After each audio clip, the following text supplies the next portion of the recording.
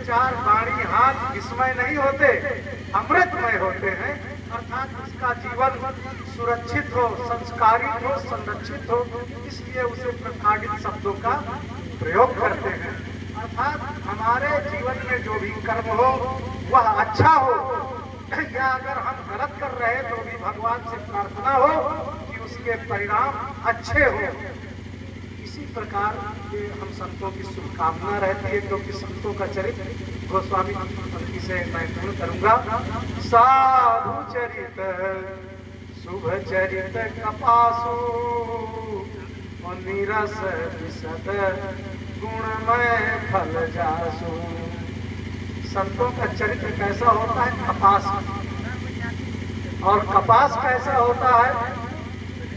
उसके फल में, फूल में न कोई सुगंध होती है, न कोई रस होती है, न कोई मिठास होता है, लेकिन उसके जीवन को जो खपाता है, उस सूत से, रुई से जो कपड़ा बनता है, और वो कपड़ा फिर स्वस्थ रूप में तैयार होता है, तो व्यक्ति के जीवन के आवरण को ढक देता है।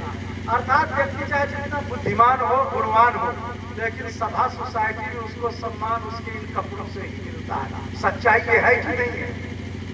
यही सच्चाई है कि आप किसी बड़े फंक्शन में जाएंगे, अच्छा से अच्छा कपड़ा पहन करके जाएंगे, उसको प्रेस कराएंगे, तो अगर वो कपास से ही निकला कपड़ा होगा, कभी प्लास्टिक से निकला कपड़ा आज तक किसी ने पहना नहीं है, और जो पहना है तो किसी सोसाइटी में गया नहीं है। तो संतों का चरित्र ऐसे ही होता है। संत का दूसरा चरित्र चंदन के समान होता है। कैसे? काटई मलय परसु सुनु भाई, अनुज गुण देई सुगंध बसाई। चंदन की लकड़ी होती, काटी जाती है, जिस कुल्हाड़ी से काटी जाती है उसमें भी खुशबू बसा देती है, और पत्थर से जब रगड़ा जाता है उसका चंदन बनता है। जानते हो कहाँ चढ़ता है? ताते सुर सीसन चढ़त जग बल्लभ श्री खंड, भगवान के मस्तक पर चढ़ता है, और फिर वहां से चढ़ करके संत भगवान के मस्तक पर चढ़ता है। जैसे स्वामी जी ने ऊर्ध के साथ साथ ये मलयागिरी श्रेष्ठ गंध को लगा रखे जो पीले कलर का है, चंदन की महिमा है। ऐसे ही संतों की महिमा है कि भले ही वो कुछ कुठारा घात को बर्दाश्त कर लेते हैं, पर समाज को संस्कारवान बनाते हैं। हजारों लोग गालियां देते रहते हैं, कुछ शब्द बोलते रहते हैं, तरह तरह की बातें बनाते रहते हैं, फिर भी साधु ये मानता है कि हमारा समाज है, हमारी संस्कृति का इससे विस्तार होना है।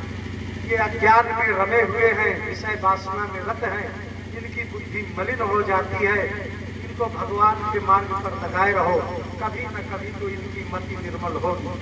तीसरा, साधु का जीवन इच्छुदंड के समान होता है, यानी सेवी न रस, गन्ने के समान।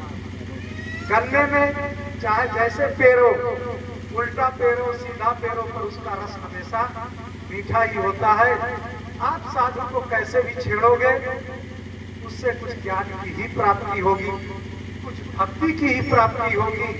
पर इसमें एक विचारशील बात है कि गन्ना कितना भी मीठा हो, पर उसकी गांठ में मिठास नहीं होती है। जो गन्ने की गांठ होती है ना, वो मीठा नहीं होता है। इसी से कहते हैं कि साधु का जो प्रेम रस है वो बीज का ही है। और गांठ के लिए रहीमदास जी कहते हैं कि रहीमन धागा प्रेम का मत तोड़ो चटकाए, टूटे से फिर ना जुड़े। और अगर जोड़े भी तो गांठ पड़ जाए, वो गांठ निरस होती है, फिर चाह करके भी उसका कल्याण नहीं हो पाता। स्वयं श्री हरि नारायण भी आ जाए तो उसका कल्याण नहीं कर सकते हैं। तो इसलिए मित्रों, जीवन में दो चीजें सार है। क्या? जे श्रद्धा संबल रहित नहीं संतन कर साथ, तिनका मानस अगमयति जिनहि न प्रिय रघुनाथ। अर्थात श्रद्धा रूपी खर्च होना चाहिए, परम पवित्र भक्तिमान संतों का संग होना चाहिए, और भगवान श्री हरि नारायण रघुनाथ जी प्रिय होने चाहिए। ये जीवन में यदि आपके तीन वस्तुएं हैं तो ये जीवन का जीना सार्थक है। बोलिए सियावर रामचंद्र की।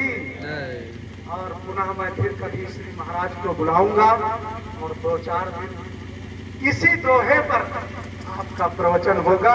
किस दोहे पर? जय श्रद्धा संपद रहित नहीं संतन कर साथ, इनका मानस अगम्यति नहीं रखिया रघुनाथ।